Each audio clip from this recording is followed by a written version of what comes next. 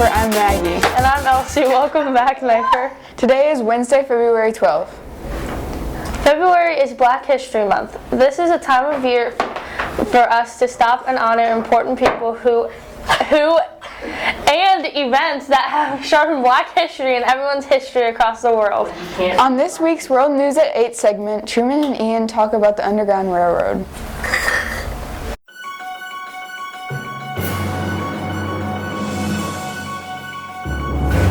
I'm Ian. And I'm Truman. And this is World News at 8.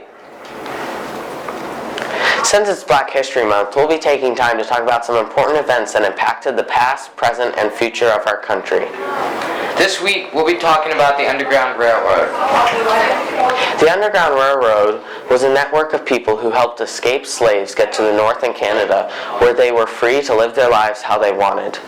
It wasn't run by one organization or person, but by many individuals. The Underground Railroad moved an estimated 100,000 slaves north between 1810 and 1850. It originated in 1786. Harriet Tubman was one of the famous individuals from the Underground Railroad. She helped other escaped slaves make the 1,000-mile journey to freedom.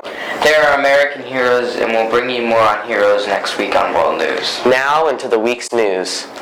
Leading into Trump's State of the Union, the impeachment trial was hanging over everyone. Well, last Wednesday, we learned how the impeachment saga would end. It ended with a clear 52-48 for not guilty on the first charge and 53-47 not guilty on the second charge. The only senator voting across party lines was Mitt Romney on the first charge, voting guilty. Trump said after the trial that the impeachment is, quote, very ugly word to me and it's a dark word.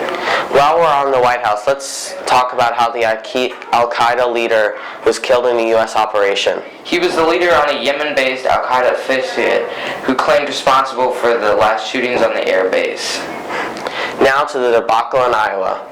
Results are in, and Pete Buttigieg ahead of Bernie Sanders by 0.1%. Delegates for the nomination of Buttigieg at 13 and Bernie Sanders at 12, according to the Associated Press. Elizabeth Warren has 8 delegates, while Biden has 6, and Claude Berkshire has 1.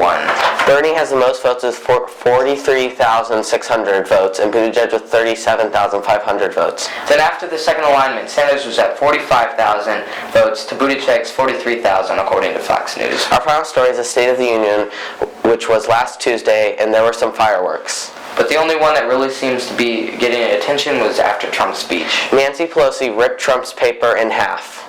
But that is not to put away the history of the State of the Union. It was first done in 1790 under George Washington, but was stopped by Thomas Jefferson. He thought it was too monarchical, but Woodrow Wilson brought it back in 1913, according to Wicked. Thanks for watching. We will continue our Black History Month coverage next week. See you all next week and have a good one.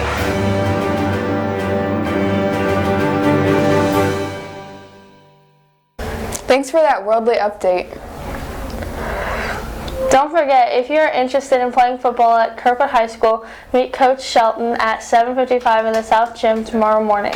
After signing in and attending the short meeting, you will be dismissed back to contact. On Friday, students from all 3 grades at Nipher gathered in the library to attempt to outspell each other. Congratulations to the Spelling Bee champion Tegan Moore, 7th grader, and to runner-up Lydia Dinkle of 8th grade. There's a new Performing Arts Center coming to Kirkwood. Let's transition over to Tyler to tell you more about it. The Performing Arts Center is coming to Kirkwood. Here are the top 6 things to know about the center. It is set to open its doors in June this year. The center is going to be located on East Monroe, across from the Kirkwood Post Office. The facility will feature a 500-plus seat main theater, event space, and a studio theater. Here's the design of the Performing Arts Center. This is what it looks like now. Construction was started about a year and a couple months ago, in November 2018. See you there. Don't forget, parent-teacher conferences are tomorrow. Today's after-school activities are 7th grade intramural basketball in the South Gym, Power Hour in room 203 South, Robotics Club in Library Lab 1, Battle of the Books with Miss White and Miss Burris in room 212 North, Bee Club with Miss Adams and Mr. Banizak in room 105 South. An anime club with Miss Velez in room 1 South.